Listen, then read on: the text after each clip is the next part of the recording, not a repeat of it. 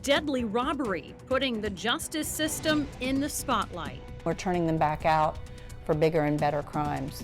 It's really senseless. The questions that remain following violence outside the Green Hills Mall. Despite protests, your tax dollars will be spent in private schools. We look at who won't be helped.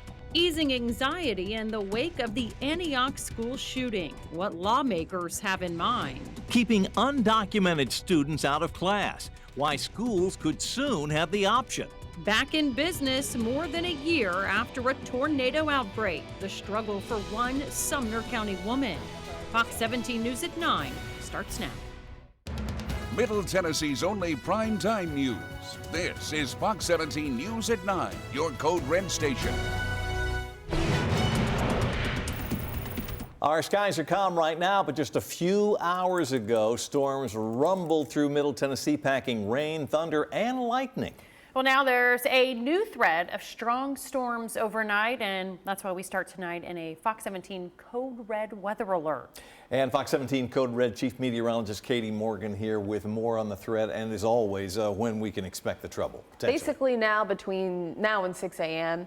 And this is going to be mainly for those along the Tennessee-Kentucky border and into southern Kentucky. That's the highest threat and really the focus for tonight through the early morning hours. And unfortunately, this upgrade of severe weather for the overnight is a tornado-driven upgrade. So the potential for spin-up tornadoes north toward the Tennessee-Kentucky border and into southern Kentucky do appear possible as we have this boundary move north. So here's that upgrade I was just talking about, now in a level 2 out of 5 threat for those along the border of Tennessee and Kentucky and into southern Kentucky through 6 o'clock. Damaging wind, spin-up tornado, and some hail possible for us, while the rest of Middle Tennessee remains in a level 1 out of 5 threat. The tornado threat has increased again in that northern corridor, and that's now a 5% risk of a tornado within 25 miles of a point, still a 2% risk for those around the I-40 corridor here.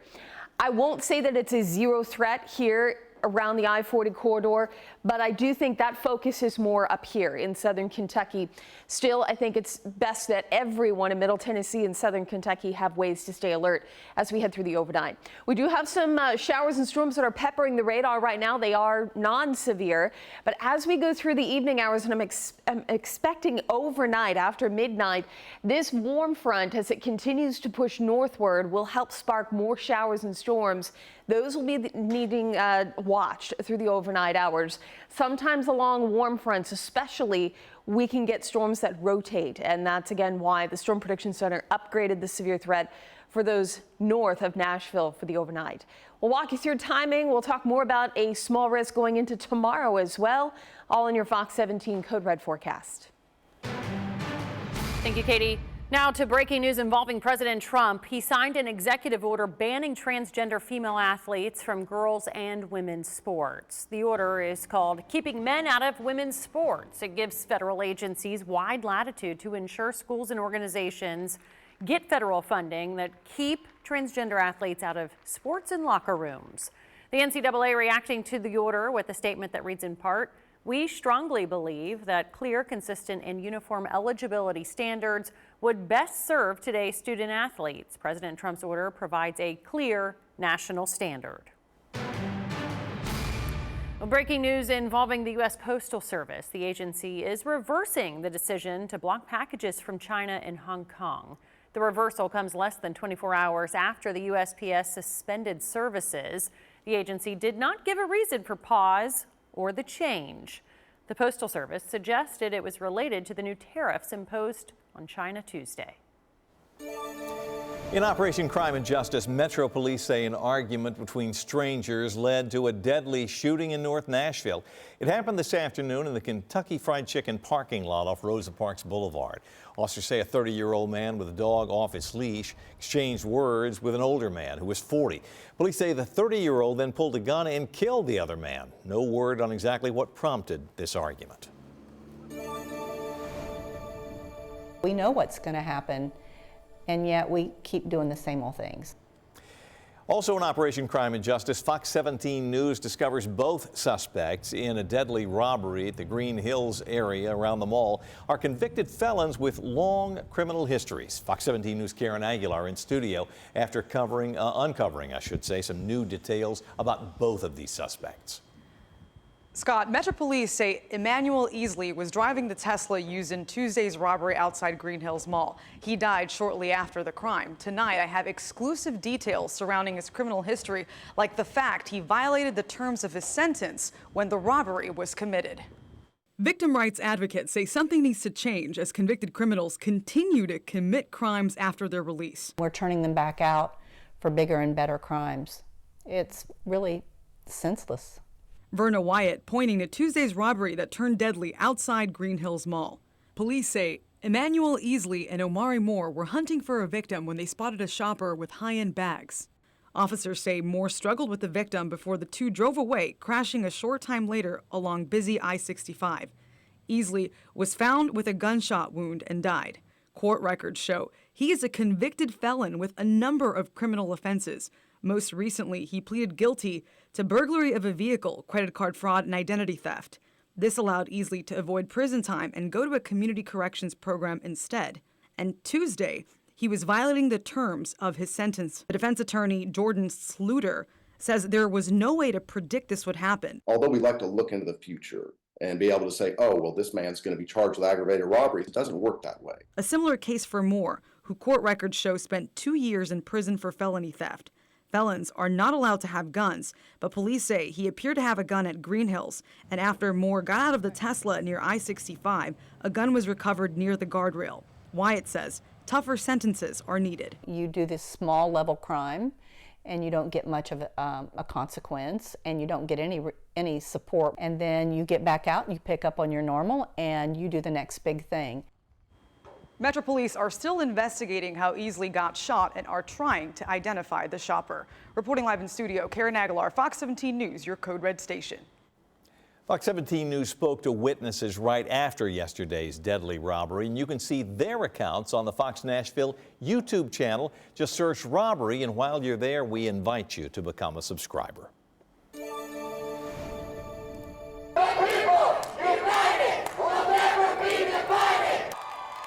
Hundreds of people making their voices heard at the state capitol, upset over President Trump's recent executive orders. The protesters then taking to the streets of downtown Nashville along the riverfront and Broadway. We're opposed to LGBTQ plus rights being stripped. We're opposed to immigrants' rights being stripped and immigrant communities being targeted, not just by our federal government, but by our local legislature here in Tennessee. Similar protests across all 50 states happening today. The Trump administration says the president is just making good on campaign promises and keeping America first. In crisis in the classroom, state lawmakers are considering a bill designed to help ease the anxiety after incidents like a school shooting. It would require public schools across the state to allow students to take part in remote learning for up to 31 days after an incident. This bill comes just 2 weeks after the Antioch High School shooting in South Nashville, where one student and the shooter died inside the school cafeteria. Crisis in the Classroom is our ongoing commitment to you to expose problems in our schools and to search for solutions. If you have a story you'd like to see us cover, send an email to news@fox17.com, or you can phone our tip line, 615-266-4149. Well, spending public tax dollars on private school education, the families who could be denied access to the voucher program. This Fox 17 News Code Red Alert is sponsored by Sarah Chevrolet Buick GMC Cadillac.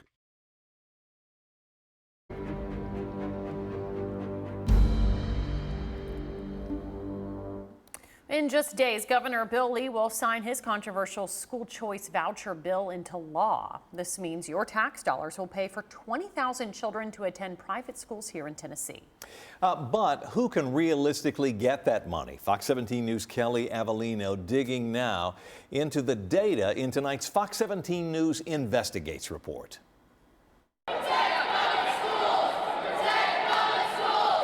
A passionate divide over public dollars funding private schools. This is just a payout for the wealthy class. Supporters of Tennessee's newly passed Education Freedom Act say the $7,000 per student vouchers open up better schooling options, like the opportunity Walter Blanks Jr. received to attend a private school. It absolutely changed my life. I was your stereotypical young student growing up in the inner city with very, very limited options. And so the voucher allowed me to be in a small private school where I began to really thrive in my educational journey. But which of Tennessee's 1.2 million public school students will most likely be the ones to use this school choice program?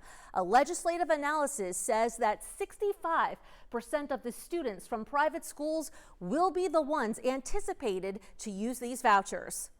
Half of the vouchers are set aside for families whose income is below a certain threshold, meaning a family of 4 could earn up to $173,000 a year, not what many would classify as low income, and those income restrictions are lifted the following year. Make no mistake, this is welfare for the wealthy. Research from the Heritage Foundation suggests that once Tennessee's school choice program gains more traction, more public school families will start to apply. One private school head in Claiborne County testified that his school could enroll significantly more students if the bill passed. We are ready to expand our capacity to welcome an additional 200 to 250 students, extending our impact to even more families. We also looked at which counties actually have private schools. A map from Tennessee Department of Education data shows about half the counties in the mid-state, all the red you see behind me, have no private schools. And we found just 6 counties have 1 school. The concern here is that rural area kids will have a much harder time of finding transportation. More than 60% of the Tennessee students already attend a rural school. Nearly half of those counties have 0 private schools within their boundaries. We also looked at tuition for private schools in Tennessee. The average is about $12,000 according to the Private School Review. I then looked at websites for all of the private schools in Davidson County, which has the most in the mid-state. The average there came to about $16,000. That means parents making up the difference on average are still spending $9,000 per child. Would you be able to afford the difference? No, and coming from a 2-salary household where we make 6 figures and we can't afford it, I can only imagine other families not being able to afford it. The idea of choice is not real. Just because a family is paying for private school now doesn't mean that it doesn't come at a great cost for them. Fox 17 News asked Governor Lee directly how families are expected to afford what the vouchers don't cover. You know, there are a lot of private schools, and they have broadly different tuition rates. For some of them, that scholarship will cover the cost of tuition. For some, it covers a portion of the cost of tuition. And certainly a middle-class family who may have 3 children, suddenly that private school, whichever one they choose, may become affordable for them. Lee also pointed to private schools offering their own financial aid and scholarships, but those private schools can accept or deny any voucher student they want. Parents of children with disabilities are particularly concerned that their children won't be selected, children that public schools cannot turn away by law. Private schools don't have to accept kids like mine. You should be able to choose whichever school and education you want your children. Like you're saying this is about freedom for all kids, but like what about my kid? Vouchers offering more opportunity that's at the same time selective. Kelly Avellino, Fox 17 News, your Code Red station. We are still in that Fox 17 Code Red weather alert with severe weather moving through from southern Kentucky right into here in Nashville. Yeah, as we head through the overnight, there's a heightened threat now for severe weather in southern Kentucky. And I would say the I-40 corridor and northward through Middle Tennessee, we've got still level 1 risk out of 5. But I'm more concerned with our friends in southern Kentucky and our Middle Tennessee counties that border Kentucky here. So Robertson County, Montgomery County, we'll see even Stewart County, and going over towards Sumner County and Macon County. These are going to be areas that we're watching for the overnight, expecting more of these storms to pop as we get closer to midnight and just after that. But we are starting to see a few here on radar. They are non-severe, so that is good. But as we head through the overnight, I want to make sure that everyone is staying weather aware. Ways you can do that: you've got a reliable weather app, like our Fox 17 Code Red weather app, which will alert you when severe weather moves in. Wheel alerts are turned on your phone. These are kind of like the alerts you get with an Amber Alert. So when there's a tornado warning issued, it will sound the alarm on your phone. Weather radio, and making sure you're staying up to date with local television, social media, and online as well. Now, as we go into tomorrow, there's going to be an even smaller area of risk, but potentially a slightly higher risk for severe weather than what we had this afternoon. That would again be for mainly damaging winds. I don't see as much of a tornado potential for tomorrow, but I would say that we are at least looking at a small risk for a couple strong thunderstorms through Thursday afternoon and Thursday evening. So 67 our temperature here at 10 o'clock. We are likely going to be a little warmer for tomorrow, reaching the low 70s. We'll continue to see these pockets of rain around as we go through the afternoon and into the evening hours. Notice storm timing does ramp up quite a bit as we head into the evening. This is after about 5, 6 o'clock, and then still a few scattered showers possible as we head through Thursday night into early Friday morning. As we get into Friday, though, severe weather won't be as much of a concern since we'll cool down quite a bit. So Future Track does bring in some showers and storms along a line as we get into about 1, 2 o'clock in the morning. This would be something that we need to keep our eye on here. And of course, we'll be here through the overnight watching this line if it does develop. Again, mainly in southern Kentucky, a few showers and thunderstorms possible in Middle Tennessee.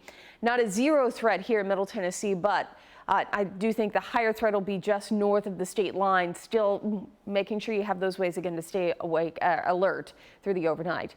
6 a.m. onward, you can see some scattered showers possible in the afternoon. This would be when we need to start watching for another stray strong thunderstorm with damaging wind is the primary threat here. That'll continue, I'd say, through about 8 and 9 o'clock before we start to quiet down going into early Friday morning. And we'll look at mostly cloudy skies for much of the day on Friday. But as I mentioned, it doesn't look like we're going to be dealing with severe weather as a cold front will have pushed through and just aren't looking at great severe weather ingredients for the day on Friday. Not to mention it's going to be a lot cooler on Friday too, with highs only in the 50s. But our rainy active pattern will continue. We'll continue to see a few pop-up showers as we go through Saturday morning. We get into Saturday night, however, and early Sunday morning, we may need to be watching for another stray strong thunderstorm chance. These are all kind of similar in that they're not overall great risks for severe weather, but they're not zero risks, and especially for tonight. And again, Saturday, possibly into early Sunday, they're overnight risks, and that's something we want to make sure that we are sounding the alarm on.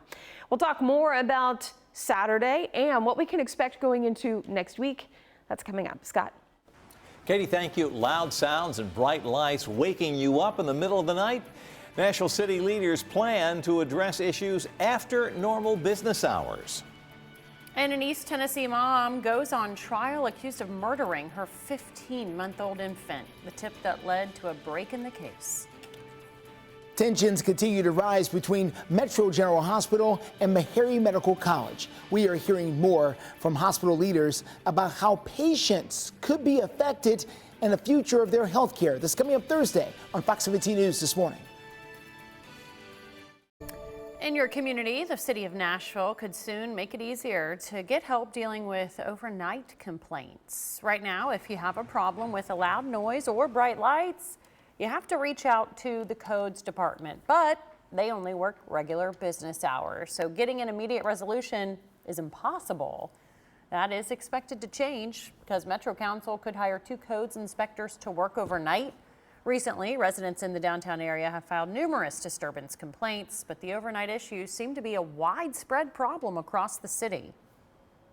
The people south of the airport, specifically in my district, have said over and over again, giving money to folks in downtown and programs focusing on downtown, it's enough. Enough is enough. This team is not created to target any specific area in town. The creation is for the entire county. We are merely starting downtown. This is not about ignoring Antioch. Why would I do that? I want them to come to Antioch. I, in fact, need them desperately to come to Antioch. Metro Council passing a bill on the second reading. They'll vote one more time coming up in 2 weeks. In Operation Crime and Justice, testimony began today in the trial of an East Tennessee woman accused of killing her own daughter. This month, 4 years ago, 15-month-old Evelyn Boswell was reported missing from her home. A month later, her body was found stuffed in a trash can on a piece of property owned by a member of the family. The mother, Megan Boswell, is charged with her murder. Today, a TBI agent testified about receiving a tip to search the family property where the toddler's body was ultimately found. Telling students that they cannot come to class, the plan that could ban some Tennessee children from going to school. It was a house of beauty destroyed by a tornado. Its comeback story difficult every step of the way, but finally a grand reopening. We'll tell you the story of Lyric House Beauty next. We want legal immigration. That's what we want in this state. You want us to do it the right way, but there's no pathway.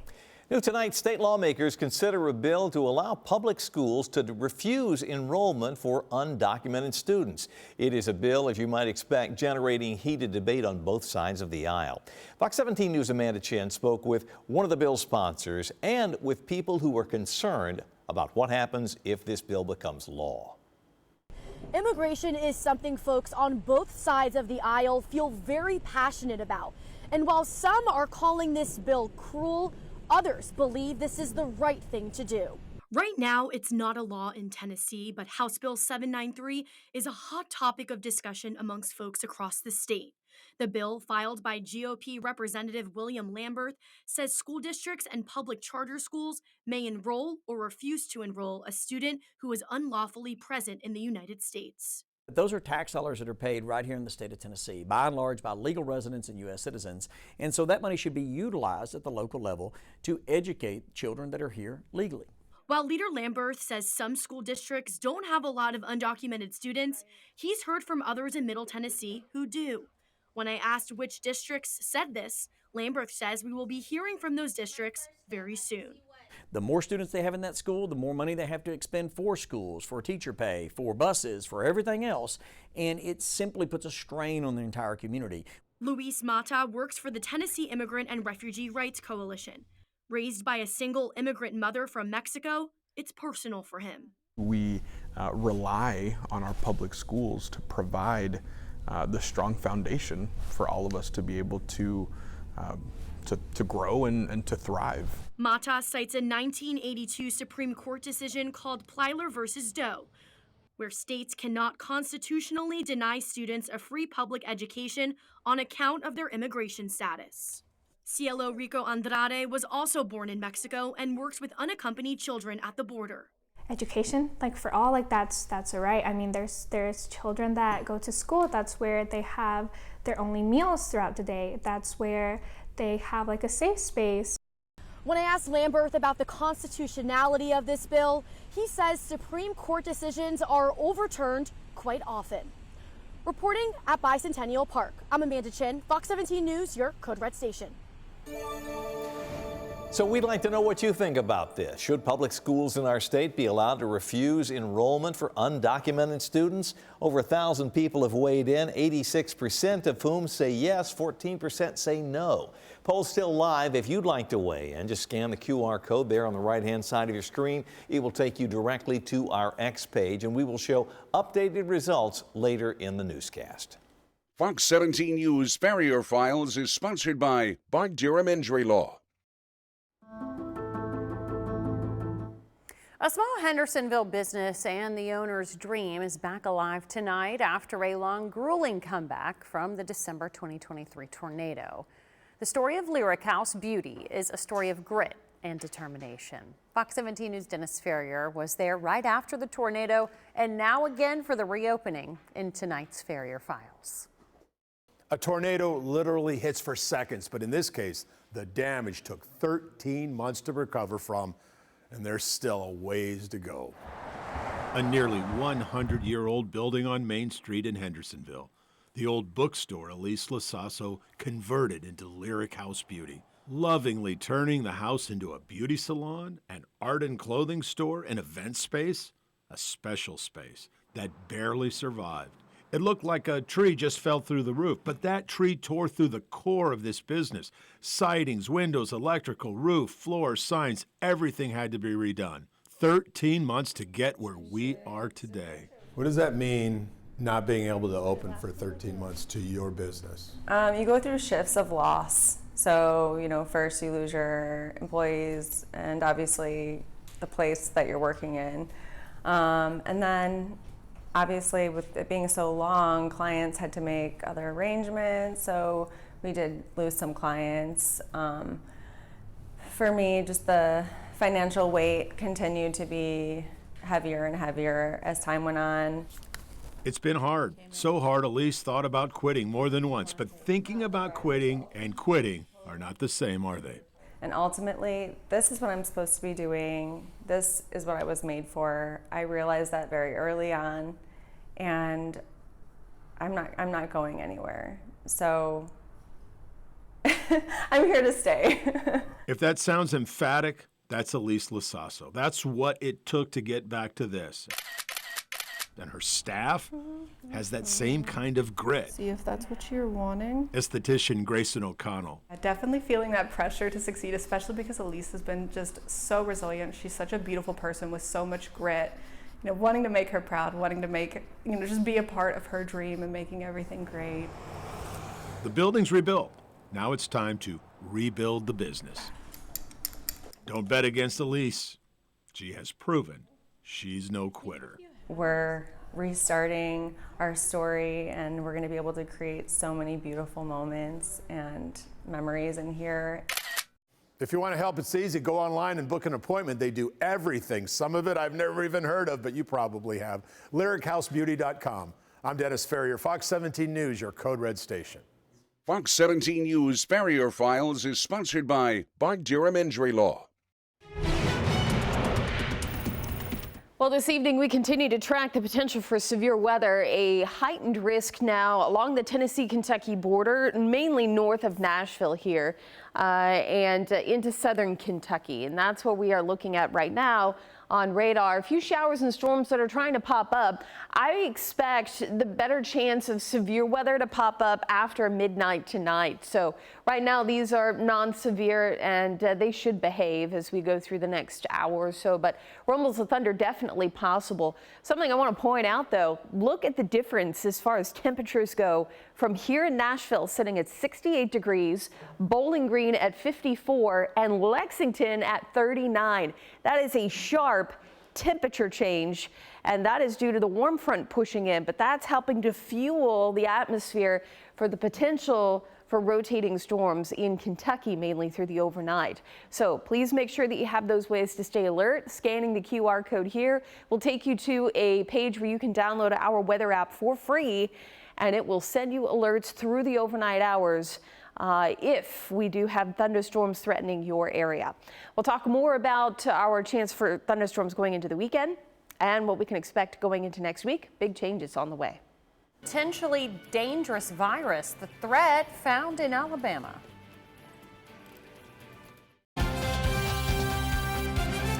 Tennessee Vols taking on their fifth straight top 15 opponent tonight, hosting the Missouri Tigers. And good news for the Vols as they get two of their starters back. Point guard Zakai Ziegler and forward Igor Milicic missed their most recent win against Florida, and now the two of them back in time to try to tame the Tigers. Except the Tigers didn't make it very easy. Vols able to hold them scoreless the first 5 minutes of the game, but then Mizzou kicks it into high gear. Jacob Crew nails the corner three, puts the Tigers up by a majority of the game up until this moment right here. 13 minutes to go. Chaz Lanier drains a crucial three, and that started a big orange run.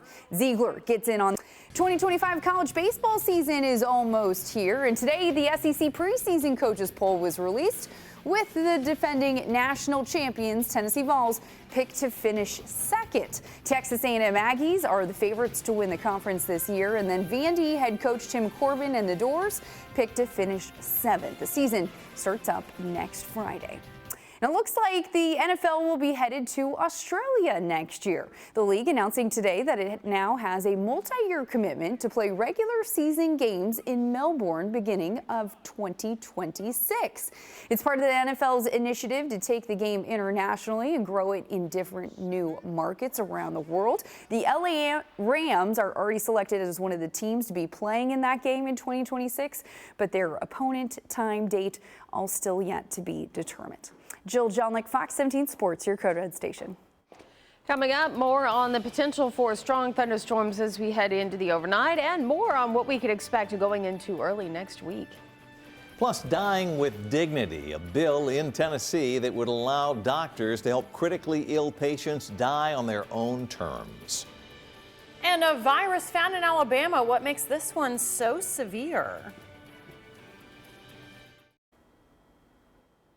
Covering the Capitol tonight, a state representative from Nashville is renewing his push to allow terminally ill people here to die on their own terms.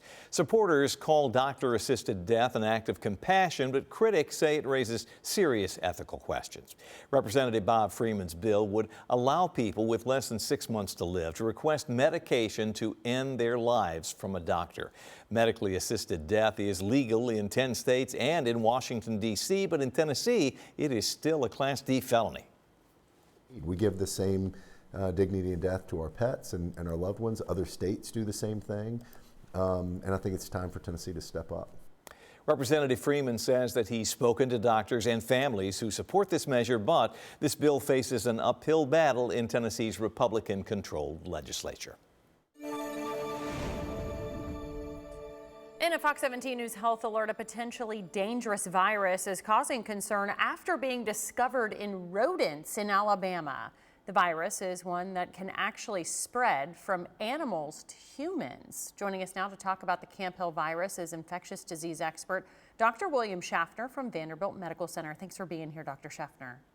Good to be with you, Megan. Well, how concerned should we be about this virus? Well, I think we ought to be prudent about this virus. This is a member of a family of viruses which we call hantaviruses. They live in small rodents. This one was discovered in a shrew, a tiny little critter about the size of a mouse. And if we encounter rodents, we ought to be careful. If we're cleaning up after them, don't make an aerosol because it can get dusty. Put that mask back on, and obviously wash your hands. You might even want to wear some of those latex gloves if you clean up a mess and you see rodents. Otherwise, stay away from the rodents, and I think we'll be all right. Well, how rare is it to have a virus that can spread from animals to humans in North America? Well, we have some, and the hantavirus that we know about is in the southwestern part of the country. It's called sin nombre, which means in Espanol, without a name. It was a new virus, so they gave it the name without the name virus. It can cause pneumonia. It occurs in mice, so similar to shrews, and on occasion it's caused pneumonia in people.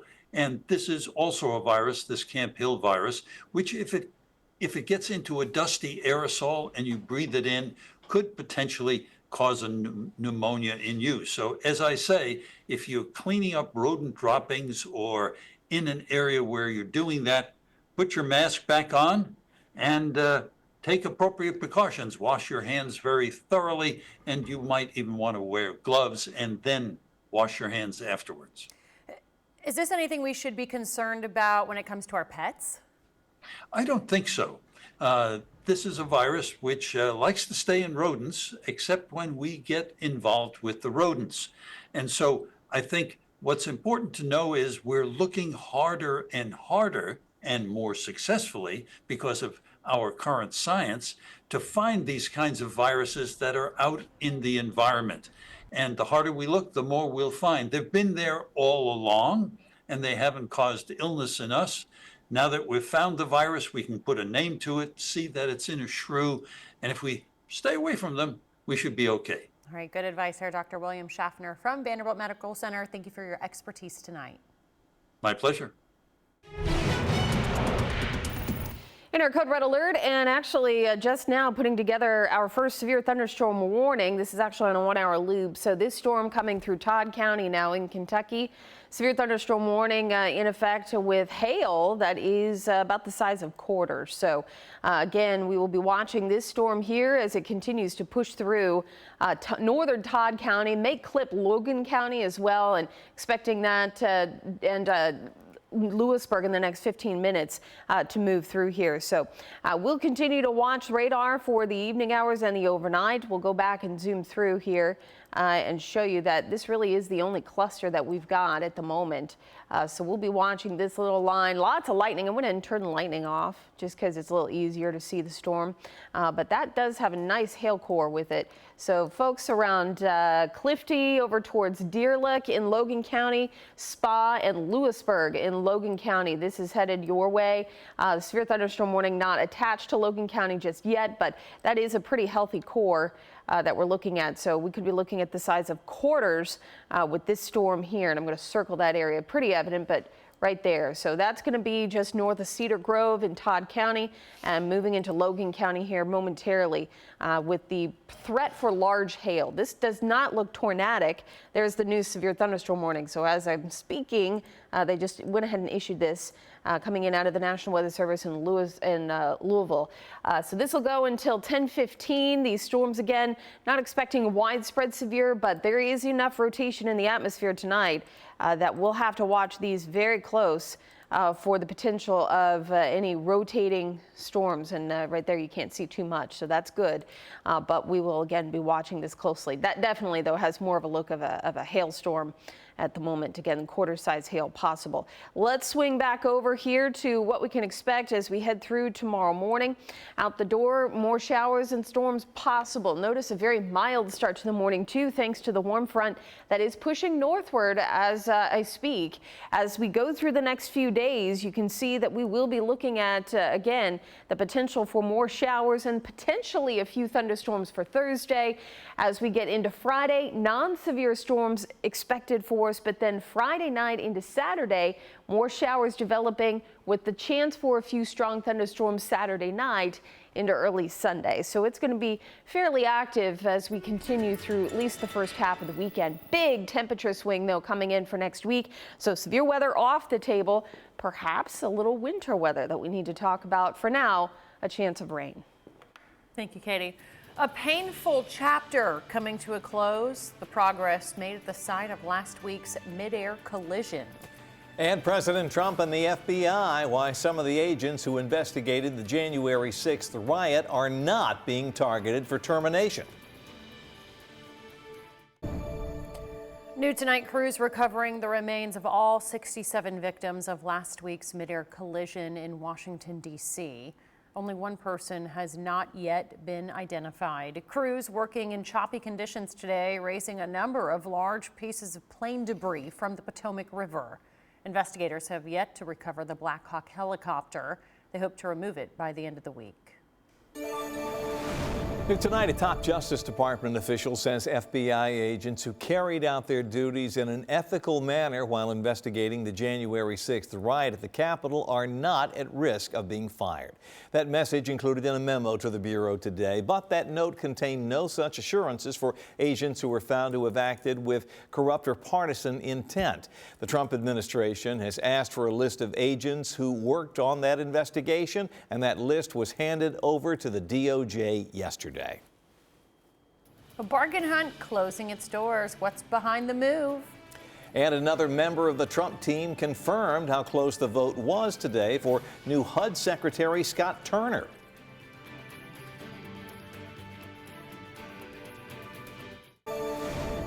Covering the Capitol tonight, another member of Team Trump survived U.S. Senate inspection. Former NFL player and White House senior aide Scott Turner confirmed today as Secretary of HUD, Housing Urban Development. The vote 55-44 with 2 Democratic senators crossing the aisle to support Turner. Turner promising to lead efforts to create more affordable housing across the country. He is the only African American in President Trump's cabinet. In your business news, Bargain Hunt officially starting its going out of business sales. The company recently filed for bankruptcy. It has 92 stores across the U.S., including 30 right here in Tennessee. Everything in the store is on sale and it must be sold. Stores are set to close by the end of the month.